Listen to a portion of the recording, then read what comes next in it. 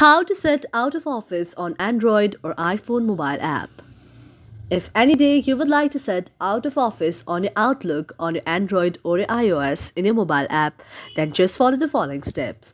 First of all, you have to launch Outlook on your mobile device. You have to launch Outlook on your mobile device and then go to the home icon on the top.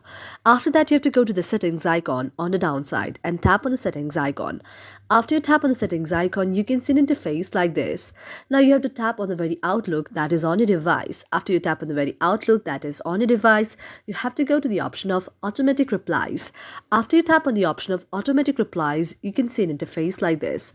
Now one thing you can keep in mind is that whenever you're not using your Outlook, at the time you can just tap on the automatic replies. You can write any of the messages there, and you can also tip the time period there, and you can also sometimes block your calendar by writing the very event title out there, and this way you can send the automatic replies on there. But here we are trying to set out of office on our very Outlook. So for that, if you are feeling lazy to use your laptop but you want to set out of office on your very mobile device itself, again go to the option of the automatic replies, and after tapping on the option of automatic replies, set it to just turn on option, and then in the reply to everyone with button, tap there set out of office, and then click on the right button out there, and this way you can set out of office. Thank you for watching our video, and if you like it, do subscribe our channel.